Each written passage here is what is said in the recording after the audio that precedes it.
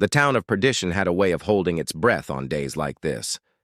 Dust swirled in lazy cyclones across the empty street, wind scraping against sun-bleached signs like bones rattling in a coffin. Every door was closed, every curtain drawn, but eyes watched from behind the cracks. Noon was near. On the gallows outside the jailhouse, a woman knelt in the dirt, hands bound, a burlap sack over her head. Her clothes were torn, blood at the collar, her posture stubborn even in captivity. She did not beg. She did not weep. Sheriff Hank Beeler stood nearby, arms folded across his chest, badge gleaming against a whiskey-stained vest. His jaw worked the stem of a toothpick like he was chewing on justice. Around him, half the town had gathered, pretending they weren't here for a show. Then came the sound that made hearts pause, the rhythm of hooves approaching slow, deliberate. A lone rider emerged from the southern ridge.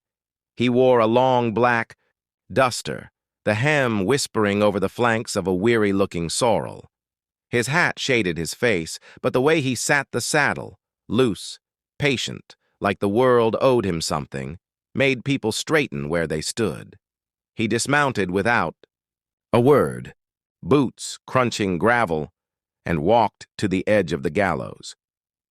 "Name's Colt Danner," someone whispered behind a shutter. "Didn't think he'd ever come back." 6 years gone, and still his name tasted like smoke in Perdition. Son of Sheriff Eli Danner, gunned down outside the saloon by the Beckett gang. Colt had vanished after burying him, leaving behind a trail of dead men and rumors. Folks said he'd become a bounty hunter, others said worse. But no one expected him to return, especially not today. Colt's eyes moved past Beeler and settled on the woman in the dust. "What's this?" he asked, voice hoarse from trail wind and silence. Beeler turned. Colt Danner. He offered a smile that didn't reach his eyes. "Didn't expect to see you at a hanging? You come for the show?" Colt didn't blink. "What's she done?" "Killed a man, in cold blood. Witnesses saw her." "What man?" Beeler shrugged. "Curtis Beckett." Colt's jaw tensed. "Where's the proof?" Beeler motioned toward the sack-covered figure. "She confessed, didn't fight it." Colt stepped closer to her. The way she held her body, tight, trembling with exhaustion but not defeat, gnawed at something in him. "Take it off," he said, nodding toward the sack. Beeler arched an eyebrow. "Why?" "I want to see her face." There was hesitation. A ripple of unease passed through the crowd. Beeler gave a signal. One of the deputies stepped forward, pulled the sack free, and Colt froze. His breath caught sharp in his throat. Lena. Her face was bruised, one eye swollen nearly shut, but the rest of her, the curve of her jaw, the fire in her expression, was exactly as he remembered. She looked up at him, squinting through blood and sun. "Colt," she whispered, like she wasn't. Sure, he was real. His knees gave out. He dropped to the dirt. The crowd stared. Beeler shifted uncomfortably, sensing the air had turned. "You know her?" he asked. Colt didn't answer right away. His eyes were locked with Lena's. Her expression wasn't surprise. It was shame, regret, fear. "I left her," Colt said softly, like he was confessing to God. 6 years ago.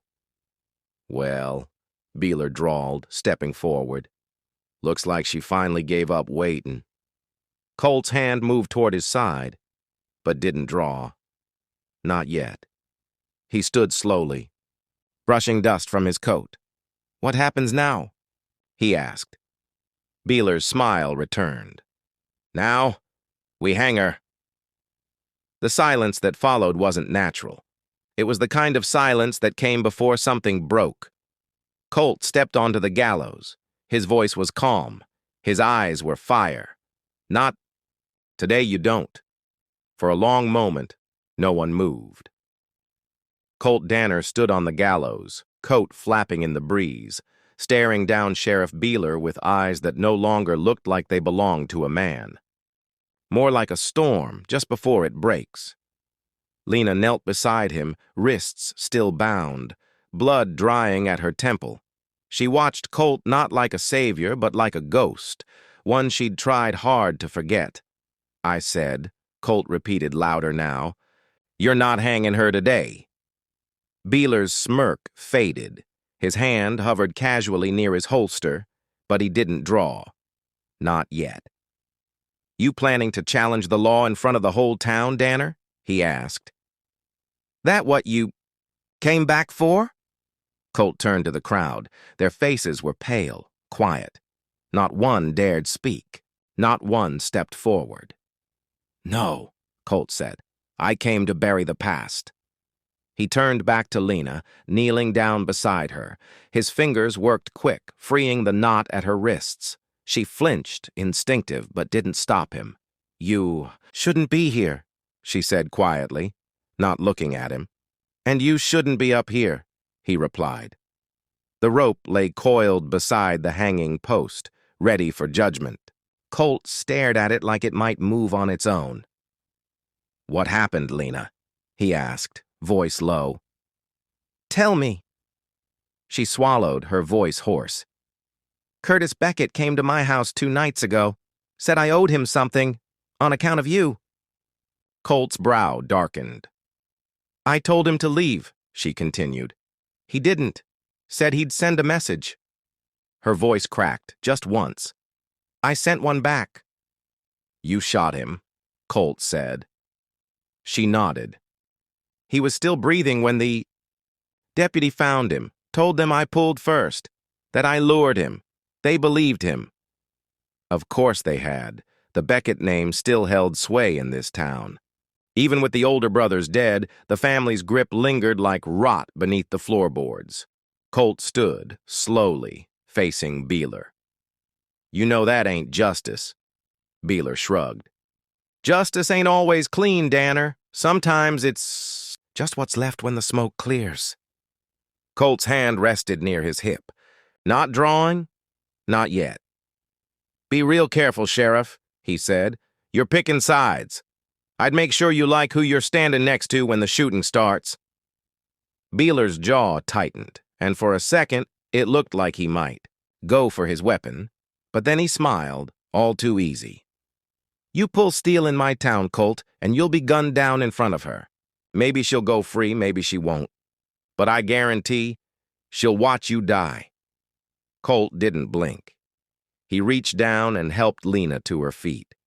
She leaned on him for just a moment before catching herself, still proud, still tough even, after all this. "Where's your horse?" he asked. "Tied out back. They let me ride into town before they threw me in a cell." He nodded. "We leave now. I'll take care of the rest." Lena looked to the crowd. "They won't let you. Not without blood." "They can try," Colt said. Beeler stepped forward. "You ride out of here with her. You make yourself an outlaw." Colt paused at the edge of the platform. "Funny thing about outlaws," he said. "They're usually the ones telling the truth." The wind picked up, kicking dust into the air. Somewhere down the street, a dog barked. The air changed, heavier now, charged like lightning just out of sight. Lena took Colt's arm. "Are you sure about this?" "No," he admitted, eyes fixed ahead. "But I'm done running." Beeler raised his hand, signaling the riflemen on the rooftops. Colt watched the movement from the corner of his eye, calculating, counting. He looked to Lena.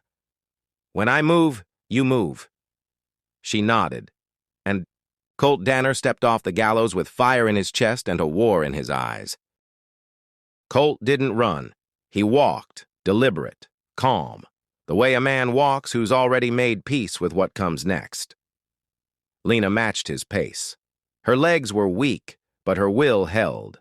Every eye in town followed them as they crossed the square, heading for the alley behind the jailhouse.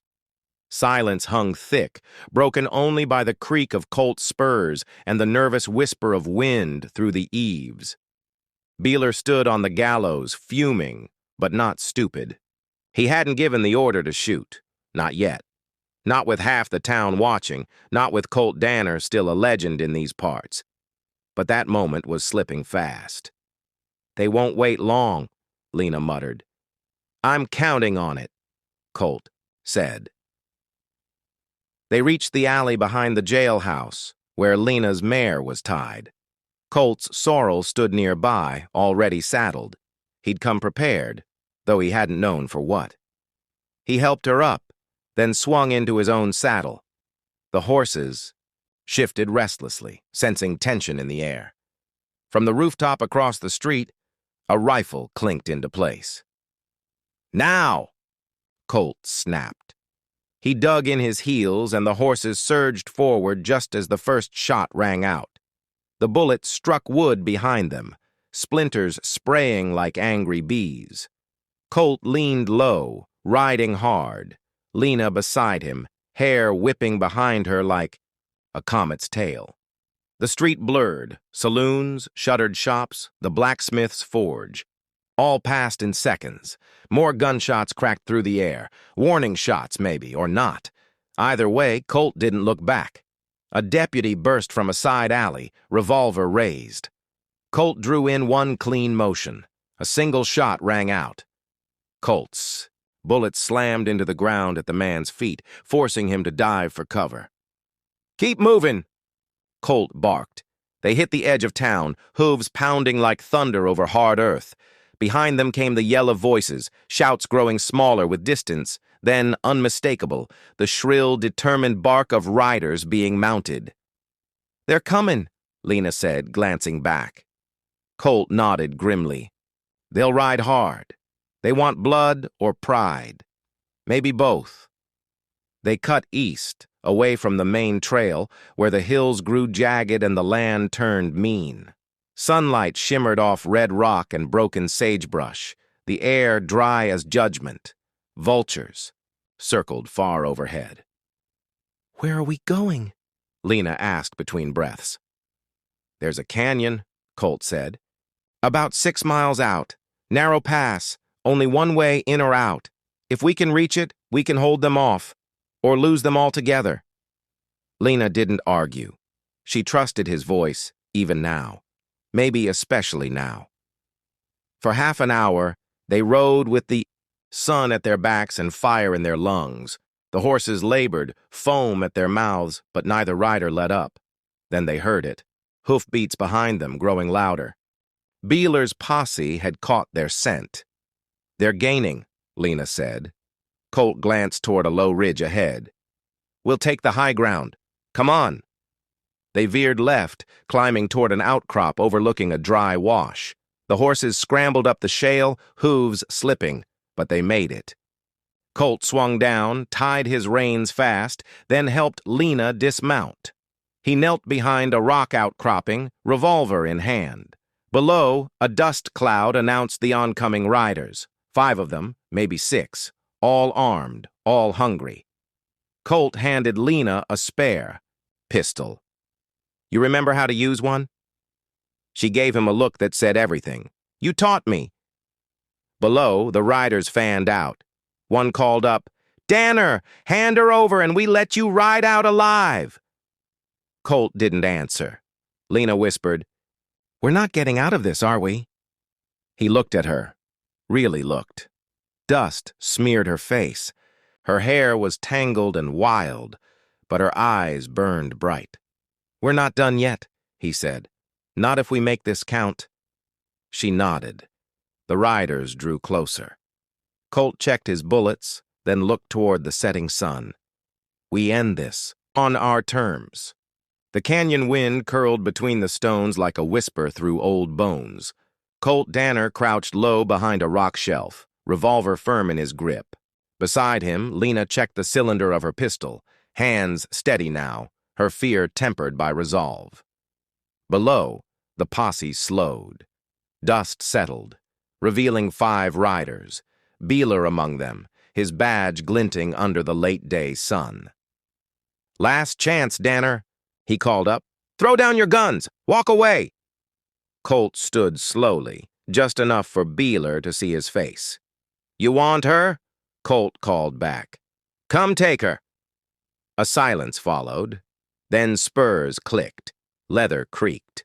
Beeler raised his hand. 3 riders surged forward, galloping up the narrow incline. Colt waited. "Hold," he whispered. Lena crouched beside him, aiming calmly. Her breath slowed. The riders drew closer, reckless with overconfidence. "Now," Colt said. 2 quick shots rang out. Colt hit the lead rider's horse in the leg, sending man and beast tumbling down the rocky slope. Lena fired next, her G, bullet striking near another rider's feet, scattering him wide. The third halted, cursed, and wheeled around. A standoff began. From below, Beeler cursed. "You don't win this, Danner!" Colt's voice was cold. "I don't have to win. Just have to make you bleed." A beat passed. Then Beeler dismounted. "I'll come up myself then," he said. "Let's end this, you and me." Colt stepped from cover, dust on his coat, eyes shadowed beneath the brim of his hat.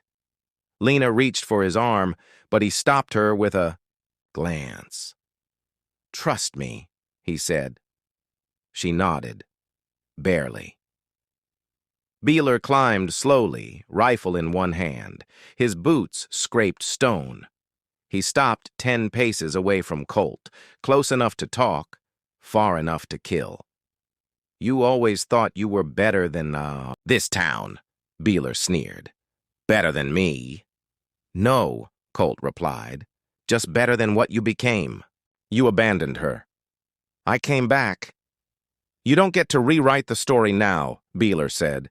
"Justice already picked a side." Colt's eyes narrowed. "So did I." Beeler raised his rifle. Colt didn't flinch. "Drop it," came a voice behind them. Beeler froze. Lena stood at the ridge, pistol aimed, steady as stone. Her voice didn't tremble. "You aim that gun again, and I'll put one between your eyes." Beeler turned slowly. "You wouldn't." She stepped forward. "You were always afraid of women who fought back. That's why you needed a rope, instead of a trial." He hesitated. Colt saw the break in his stance. Beeler's grip wavered. "Try me," Lena said. Beeler dropped the rifle. It clattered uselessly on the rock. Colt exhaled, slow and deep. The rest of the posse, watching, from below, didn't move. They'd seen enough. They knew when the tide turned. Lena kept her weapon raised. "Untie your badge."